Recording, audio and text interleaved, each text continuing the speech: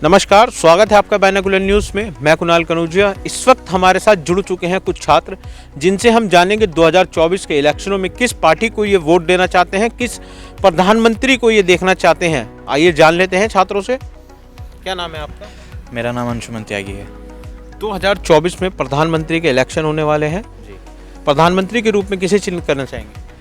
हमारे माननीय मुख्य प्रधानमंत्री को ही देखना चाहेंगे, मोदी जी को। यदि बात करें किसी विपक्ष पार्टी की, तो विपक्ष पार्टी में से अगर बात ही कर लेते हैं राहुल गांधी जी की, तो क्या कुछ कहना चाहेंगे? राहुल जी अच्छे नेता हैं, बट एक युवा नेता होने के साथ साथ उनमें जो मैच्योरिटी है वो अभी है नहीं। और बहुत सारी बातें और चीज़ें वो कई बार ऐसे मंच पे कह जाते हैं जो पब्लिक को और पब्लिक के लिए दोनों ही सही नहीं है। तो क्या लगता है राहुल गांधी देश को नहीं चला सकते?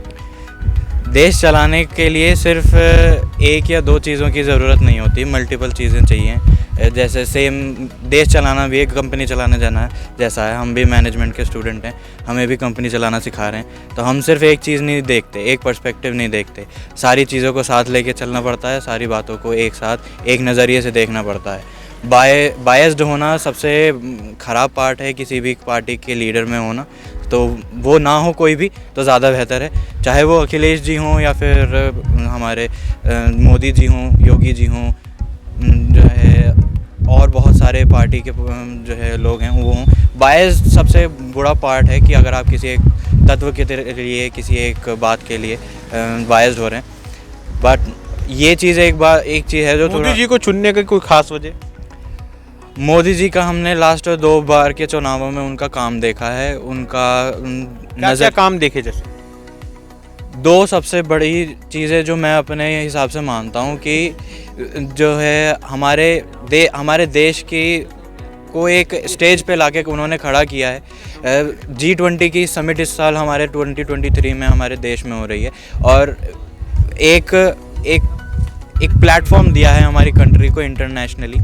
दूसरा सिर्फ बाहर ही नहीं, ये तो बाहर की बात है जो उन्होंने बाहर जाके हमारे इंडिया के कनेक्शन बाहर बनाए। पहली जो इम्पॉर्टेंट चीज़ है जो उन्होंने देश के अंदर किया वो डेवलपमेंट किया। देश में इतना इंफ्रास्ट्रक्चर का डेवलपमेंट हुआ है लास्ट 10 सालों में, 9 सालों में। क्या नाम है आपका? भाई आर्यन यादव नाम है मेरा।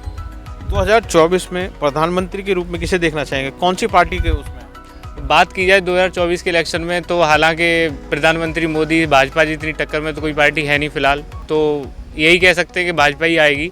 लेकिन जहाँ तक विपक्ष की बात करी जाए, कांग्रेस है हमारी, ममता बनर्जी जी की पार्टी है, तो ये लोग, और आम आदमी पार्टी है, ये भी उम्मीदवार हैं, ये लड़ सकते हैं इलेक्शन। और कोई बड़ी बात नहीं, आम आदमी पार्टी आ सकती है केंद्र में।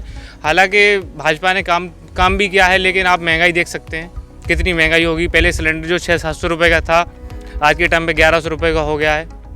पेट्रोल डीजल देख सकते हैं आप, कितनी महंगाई कर दी है सरकार ने। मजदूर किसान कितना परेशान है बस। लेकिन लगातार सरकार गरीब लोगों के हित के लिए काम कर रही है, कार्ड बनवा रही है, राशन कार्ड बनवा रही है, ई श्रम कार्ड बनवा रही है, बहुत सी चीज़ें गरीबों को फायदा दे रही है। ई श्रम कार्ड बनवा दिए, कहाँ पैसा आ रहा है? कुछ 2-4 के अकाउंट में भेज दिया, उन्होंने वायरल कर दिया, कोई पैसा नहीं आ रहा है ई श्रम कार्ड का। जो महिलाएं बैंकों में लगी हुई है पैसा लेने के लिए, जो मोदी जी लगातार भेज रहे हैं, या राशनों की दुकान पे खड़े हुए हैं। हाँ, कहीं है, कहीं जगह पे नहीं है। हालांकि ये तो मोदी जी की वही है जो विचारधारा चल रही है, जैसी चला रहे हैं वो चल रहा है उनका काम, और क्या है। लेकिन 24 में देखते हैं किसकी पार्टी बनती है। लेकिन उम्मीद तो यही है कि भाजपा ही आएगी, क्योंकि जिस तरीके से उन्होंने कब्जा कर रखा है पूरे देश में, तो उम्मीद तो यही है कि भाजपा ही आएगी। उम्मीद क्या लगती है, क्यों भाजपा क्यों आनी चाहिए? क्योंकि सबसे बड़ी बात तो ये है, इन्हें सबको खरीद रखा है, मीडिया से लेके सब कुछ इतने खरीद लिया है, तो इन्हीं अगेंस्ट में कोई जा ही नहीं सकता। बात तो ये है ना सबसे बड़ी, समझ रहे हैं आप? क्या नाम है आपका? भैया मेरा नाम सहदेव है। 2024 के इलेक्शनों में किसे चुनना चाहेंगे? चुनने को तो बहुत सारे दावेदार हैं, लेकिन जैसे कि तुम्हारे मोदी जी हैं, और तुम्हारे वो हैं राहुल गांधी जी हैं, और चलिए राहुल गांधी जी की बात ले लेते हैं। राहुल गांधी जी को क्यों चुनना चाहते हैं? राहुल गांधी जी एक अपने आप में सत्ता में, अपने आप में कुछ है, आदमी है, चाहे उसका कुछ अभी वजूद है या नहीं है, लेकिन पहले कुछ जो रहा है बहुत ही अच्छा का उन्होंने परफॉर्मेंस करा है लोगों के लिए, गरीब लोगों के लिए और किसानों के लिए। दैट इज नो, मैं ये कहना चाहूँगा बस। Thank you. चलिए, क्या लगता है आपको? क्या नाम है आपका? मेरा नाम है दीपक ठाकुर। जिस तरह बताया आपके साथियों ने कि भाजपा सरकार में गरीब परेशान है, सिलेंडरों के दाम बढ़ गए हैं, देखो सर, क्या लगता है? देखो, भाजपा सरकार में कोई परेशान नहीं है, ठीक है ना।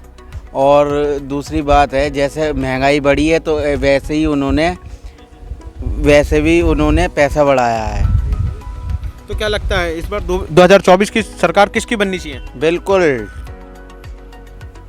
मोदी जी। जय हिंद जय भारत, राम राम नाम। मोदी जी को ही क्यों चुनना चाह रहे हैं? मोदी जी ने ही तो सब कुछ करके दिया है ना। क्या लगता है बहन बेटियां मोदी सरकार में ज्यादा सुरक्षित थी? हाँ, बिल्कुल।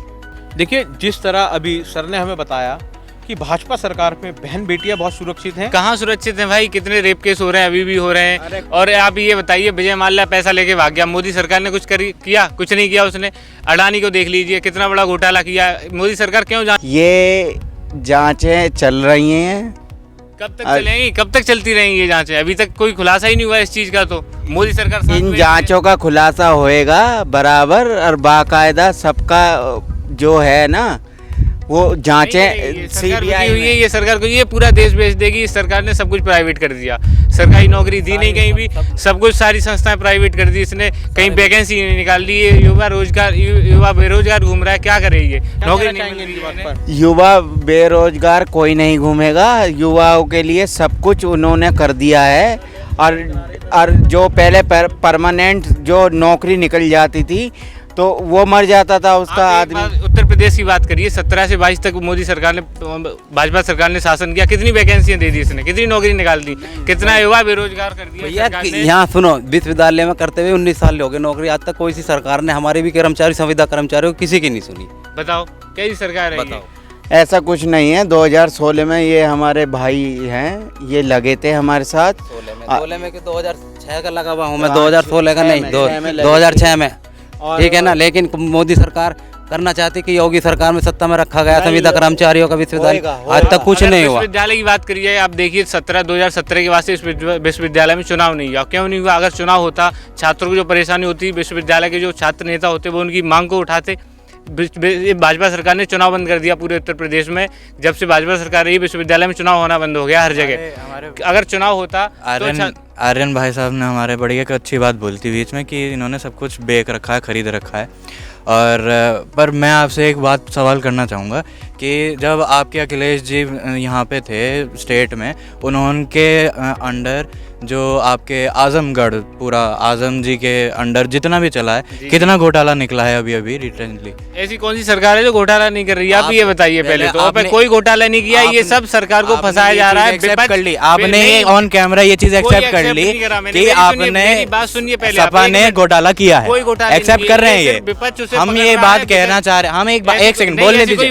नहीं, आप तो हमारी बात ही नहीं सुन रहे। आप गलत कह रहे हैं। मैं शांति से सुन रहा था, आप सुन ही नहीं रहे। आप मत सुनिए, मैं शांति से आपकी बात सुन लेते हैं। हाँ, मैं शांति से सुन रहा था, आप भी सुनिए। मैं बस इतना कहना चाह रहा हूँ कि हमारे जो भी घोटाले होते हैं ना, उनके पीछे कोई ना कोई एक बंदा होता है जो टॉप लेवल पे बैठा होता है, ठीक है, उससे नीचे तक आता है।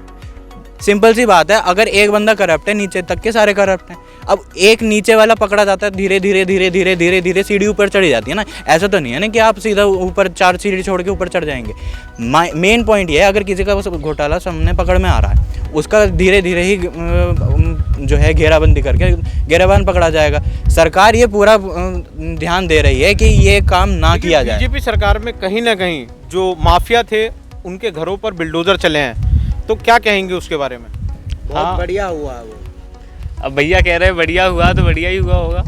जिस तरह आपने बताया, अखिलेश सरकार में कोई घोटाला नहीं होता था या कुछ नहीं होता था, बहुत रूल एंड रेगुलेशन के हिसाब से और लॉ के अकॉर्डिंग सरकार चली। आप देख सकते हैं 12-17 के बीच में कितने उन्होंने विकास किया। विकास देख सकते हैं आप, सबसे बड़ी बात विकास होती है। महंगाई देख लीजिए ना, आप पीएम का छोड़ दीजिए। नहीं, और दूसरी बात आप देख लीजिए, विभाग ने कितनी नौकरियां दी हैं, युवाओं को कितनी नौकरियां दी हैं। आप देख सकते, सबसे बड़ी बात तो यही है, युवा बेरोजगार घूम रहा है इस सरकार में। निकलेगी ना हमारे जो 17 से 22 साल 5 साल इस सरकार ने शासन कर लिया, कितनी वैकेंसी दे दी हैं? आप ये बताइए। हमारे योगी जी अभी स्टेट में हैं, दूसरी बार आए हैं। अब ये इन्होंने जो है इनसे पहले दो सरकारें का सबसे ज़्यादा बोलबाला था उत्तर प्रदेश में, एक मायावती जी की सरकार थी और एक अखिलेश जी की सरकार थी। मायावती जी की सरकार 2 बार बनी और 2 बार टूटी। किस वजह से? क्योंकि सिर्फ मायावती जी को उन्होंने गठबंधन से बनाई और उन्हें सिर्फ कुर्सी से मतलब था। उन्होंने दोनों बार जैसे ही सत्ता पलट होनी थी उन्होंने कुर्सी छोड़ दी और जो है अपना समर्थन हटा लिया। अखिलेश जी की सरकार आई, चली, लेकिन दौड़ी, बहुत विकास किया अखिलेश सरकार ने। चलिए योगी जी की दौड़ रही है, कुछ नहीं दौड़ रही है, वो सिर्फ हमारा उन्होंने खरीद रही है, सब कुछ प्रशासन खरीद इसलिए चल रही है और कोई वजह नहीं है इसके। विपक्ष हमेशा सिर्फ एक बात कहता है, खरीद लिया और बिकी हुई है। ये दो बातों पे विपक्ष हमेशा अड़ जाता है। ठीक है, विपक्ष कभी भी नंबर्स नहीं देता। हमारे काम ने, हमारी योगी जी ने हमारा नंबर्स दिए हैं। ठीक है, काम करके दिखाया है, काम करके उन्होंने जनता के सामने दिखाया है। हमारे पीएम जी का अंडर में राम मंदिर बन रहा है, उसके लिए बताइए आप क्या कहेंगे? क्या अखिलेश सरकार समर्थक में नहीं है क्या राम मंदिर का? अखिलेश सरकार पूर्ण रूप से समर्थक में? जी बताइए आप। जिस टाइम उनके पिताजी यहाँ पे सरकार में थे, सेंटर स्टेट में, श्रद्धेय नेता जी। जी बिल्कुल, मैं नाम भूल रहा हूँ, माफ़ कीजिएगा, मुलायम सिंह यादव जी। उनका देहांत हो गया है। बट अब ये जब कंट्रोवर्सी चल रही थी, जब राम मंदिर की, मुलायम सर ने एक चीज़ जो है बोली थी कि राम मंदिर बनेगा। उनके एक भाषण में है राम मंदिर बनवाएंगे, लेकिन जैसे ही वो सत्ता में आए उन्होंने वहाँ पे जो है वो पुलिस प्रशासन खड़ा कर दिया कि भैया इसमें आगे और सपोर्ट नहीं किया जाएगा। नहीं, गलत बात है, ऐसी कोई बात नहीं हुई थी। माननीय मुलायम सिंह यादव जी ने पूर्ण रूप से समर्थन दिया था राम मंदिर के लिए, सपोर्ट किया था इलेक्शन से पहले। नहीं, ऐसी बीजेपी की सरकार के लिए सपोर्ट किया था, वोट के लिए। नहीं, वोट के लिए सपोर्ट करा था। समर्थन में है राम मंदिर के, में क्यों नहीं जाए? राम मंदिर के लिए वो विरोधी थे शुरू से ही। कोई विरोधी नहीं थे। उन्होंने ढांचा गिरवा दिया।